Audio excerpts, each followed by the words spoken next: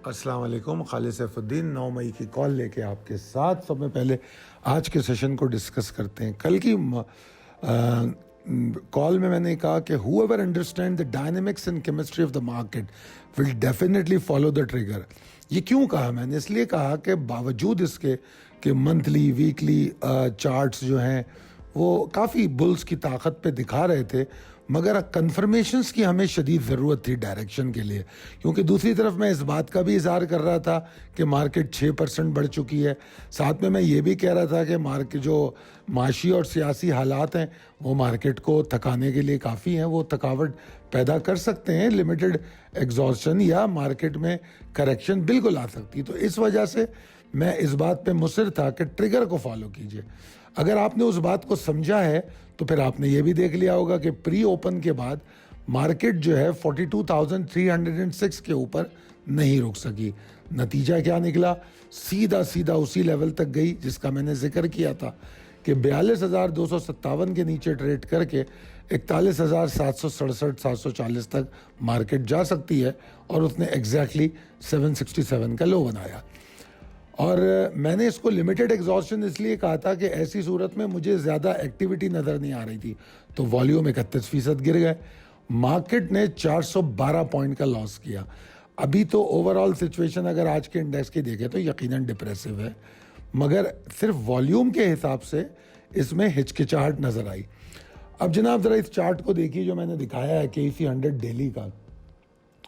आज की क्लोजिंग के बाद बड़ा परफेक्ट बियरिश इनगल्फ बनता है। बियरिश इनगल्फ क्या होता है? मेरे तमाम वो पार्टिसिपेंट जो कैंडलस्टिक कोर्स कर चुके हैं वो तो अब आजकल एंजॉय करते होंगे इस तरह की मूवमेंट्स को देख के।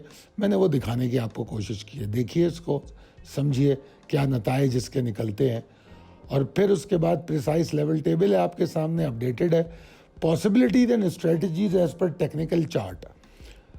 देखिए बेशक बियरिश इनगल्फ परफेक्ट है और 2666 पॉइंट मार्केट मौजूदा जो अभी रीसेंट लो बना है उससे रीसेंट हाई तक ट्रैवल कर चुकी है। तो लिहाजा अगर 2666 पॉइंट गेन किए हैं तो छोटी मोटी करेक्शन तो बन सकती है, कोई परेशानी की बात नहीं है। और उस करेक्शन को अवॉइड करने के लिए एक जगह बताई गई थी कि वो क्या जगह थी वो आपकी, मेरे ख्याल में 42,257 से 41,767, तो वो जगह भी उसने उस गैप को भी फिल कर लिया। ठीक है ना। अब सूरत हाल ये है कि उसके आसपास मार्केट क्लोज हो गई है, तो सिचुएशन जो है वो अच्छी नहीं है। ठीक है ना।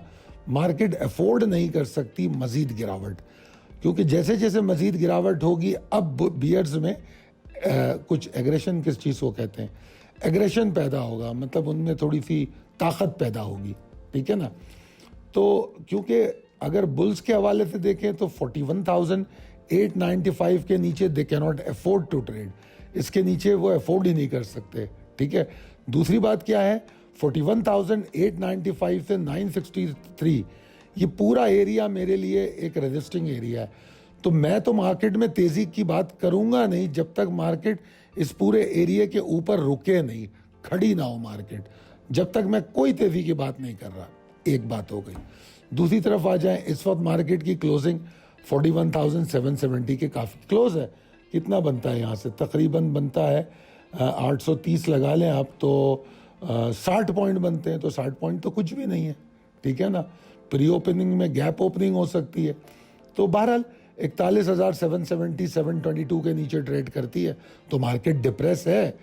और मार्केट में जो सपोर्टिंग एरिया है वो 770 से 656 तक है, तो यहाँ तक तो शायद लिमिटेड एक्टिविटी हो सकती है कि और सपोर्ट लेने की एक कोशिश हो सकती है।